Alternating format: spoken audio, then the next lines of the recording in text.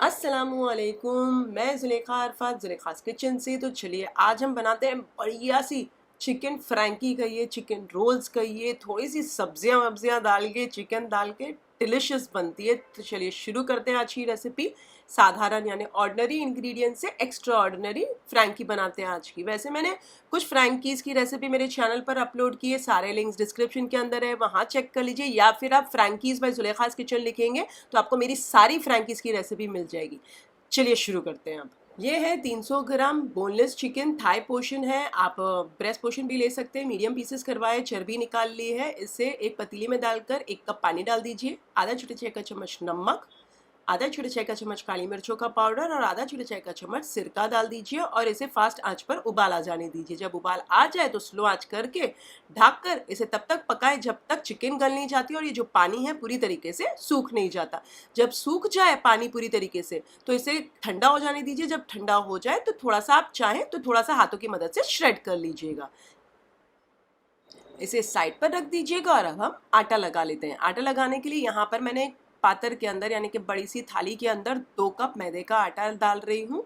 नमक आधा छोटा चाय का चम्मच डालिए या अपने स्वाद अनुसार डाल सकते हैं। 3-4 टेबलस्पून भरकर असली घी के डालिए, कोशिश कीजिए असली घी डालें, नहीं तो आप तेल भी डाल सकते हैं। यूजुअली मैं हमेशा असली घी डालती हूँ।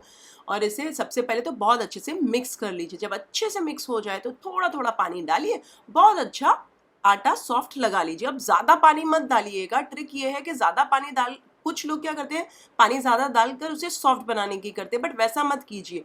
पानी कम ही डालिए लेकिन बहुत अच्छे से उसे मसलिए, 4-5 मिनट तक मसलिए, सो दैट वो सॉफ्टनेस उसकी मसलने से आनी चाहिए। तो जब अच्छे से मसल ले 4-5 मिनट के बाद तो उसे अच्छे से थोड़ा सा उसके ऊपर तेल लगा दीजिए, तो पापड़ी मतलब वो जो थोड़ा सा ड्राइनेस ना आ जाए। जब अच्छा तेल लगा लें ऊपर तो ढक कर किचन टॉवल की मदद से ढक दीजिए और इसे 15-20 मिनट के लिए साइड पर रहने दीजिए। एक फ्राई पैन के अंदर थोड़ा सा तेल डाल दीजिए, 2-3 टेबलस्पून जितना। इसमें डाल दीजिए 1 टेबलस्पून बारीक कटा हुआ लहसुन, 1 टेबलस्पून बारीक कटा हुआ अदरक और 1 हरी मिर्ची को मैं बारीक बारीक काट के डाल रही हूँ। आप 2-3 हरी मिर्चियाँ डाल सकते हैं। इसे 1 मिनट तक फ्राई कर लीजिए। जब 1 मिनट हो जाए तो ये श्रेड करी हुई जो चिकन साइड पर रखी है ये डाल दीजिए सारी और इसे चला लीजिए एक बार। अब आपने उसी समय बनाई है तो आपकी चिकन तो नॉर्मल टेम्परेचर पे ही होगी, बट मैंने क्या किया था, एक दिन पहले बना लिया था और इसे श्रेड करके फ्रिज में रख दिया था। तो अब मैं इसे अभी डाल रही हूँ तो आप समझ सकते होंगे कि ठंडी है, तो मैं इसे 1-2 मिनट तक इसे फास्ट आंच पर या मीडियम आंच पर फ्राई कर लेती हूँ, सो दैट ये जो चिकन है वो अच्छी गर्म हो जाए। इसके लिए मैंने यहाँ 1-2 मिनट लिया है। जब 1-2 मिनट हो गए तो यहाँ पर मैं डाल देती हूँ गाजर। लंबे लंबे बारीक कटे हुए गाजर हैं। चूल्हा मैंने फास्ट आंच कर दिया है। तकरीबन 1 कप गाजर हैं तो 1 या 1.5 बड़ा जो गाजर होता है मैंने वो लिया था। 1 कप बॉईल करे हुए कॉर्न्स डाल दीजिए, इससे बहुत बढ़िया टेस्ट आएगा। हाँ, 1.5 यानी कि 1.5 कप गोभी पत्ता भी डाल दीजिए, कैबेज जिसे कहते हैं, बारीक बारीक लंबा लंबा काट कर डालिएगा। ये 2 प्याज को भी लंबा लंबा मैंने काटा है, आप देख सकते हैं। और ये डालकर सारी चीज़ों को, थोड़ा सा नमक डालना चाहें तो थोड़ा नमक डालें, आधा छोटे चाय का चम्मच, और आधा छोटे चाय का चम्मच काली मिर्चों का पाउडर डाल दीजिए और चला लीजिए। और इसे सब्जियों को तकरीबन 8-10 सेकंड के लिए ही फ्राई करें, सो दैट थोड़ी सी कच्ची कच्ची क्रंची क्रंची रहेगी तो मज़ा आएगा ना। ये तो एकदम बहुत सारी ज़्यादा पक जाएगी तो सौगी हो जाएगी और मज़ा नहीं आएगा। आपको क्रंच रहना चाहिए सब्जी में। तो 8-10 सेकंड हो जाए तो यहाँ पर सॉसेस डाल दीजिए। सॉसेस के लिए यहाँ पर मैंने डाला है, ये है 1 टेबलस्पून सिरका यानी कि विनेगर है ये, 1 tablespoon soya sauce, 2 tablespoon green chilli sauce और 3 टेबलस्पून रेड चिली सॉस डाल रही हूँ। आप चाहें तो 2 टेबलस्पून भी डाल सकते हैं। ये जो मैंने अभी डाला है ये सारा अपने स्वाद अनुसार आप डाल सकते हैं, एडजस्ट कर सकते हैं स्पाइस। अब ये डाल दें तो इसे मिक्स कर लीजिए, फास्ट आंच पर अच्छे से फ्राई कर लीजिए और बस मिक्स हो जाए ये सारे जो आपने सॉसेस डाले हैं। और अच्छे से तेल जैसे तड़तड़ाहट वाली आवाज़ आती है, बस वो छूटने लगे, चूल्हे को कर दीजिएगा बंद और इसे साइड पर रख दीजिए। चलिए 20 मिनट हो चुके हैं आटे को, तो यहाँ पर एक बार थोड़ा सा गूंद लीजिए और इसके इक्वली पोर्शन कर लीजिए। अब मैं रोटी नहीं बना रही हूँ, मैं समझिए ना पतले पतले पराठे टाइप्स बना रही हूँ, जो बहुत पतले भी नहीं है जो बहुत मोटे भी नहीं है, एकदम पराठे भी नहीं रहेंगे। अब आप देख लीजिएगा मैं क्या कर रही हूँ।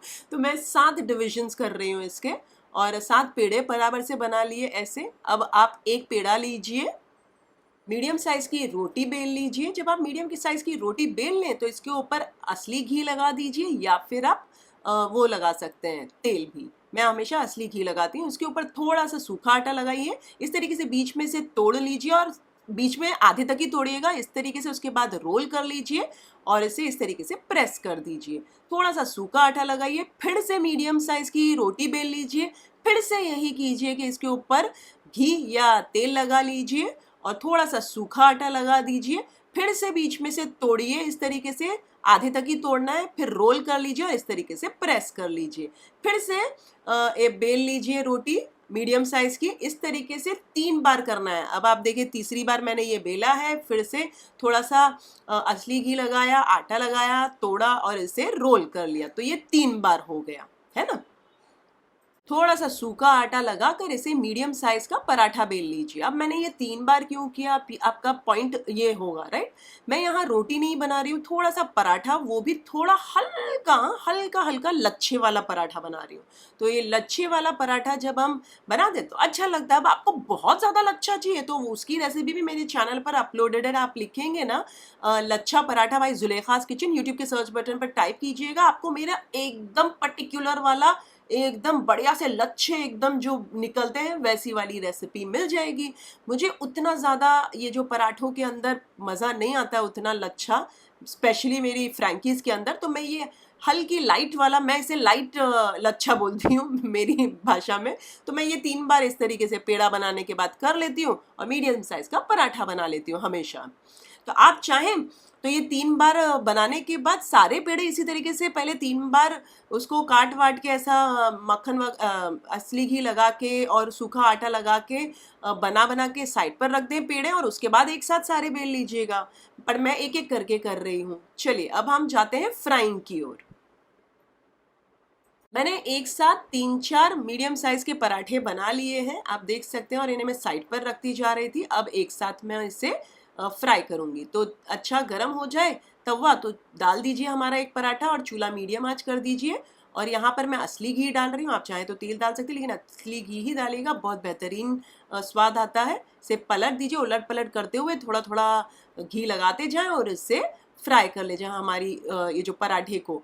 अच्छा तब तक कीजिए जब तक दोनों ओर से सिक नहीं जाती और दोनों ओर से पक नहीं जाती और दोनों ओर से लाइट गोल्डन स्पॉट्स आने लगे तो इन्हें निकाल लीजिए, साइड पर रख दीजिए। इसी तरीके से सारे जो पराठे हैं उन्हें सेक लीजिए। अच्छा चूल्हा मीडियम पर ही रखिएगा हमेशा, जब भी पराठा बना रहे हैं कितनी भी घाई में हो आप चूल्हा मीडियम ही रखिएगा।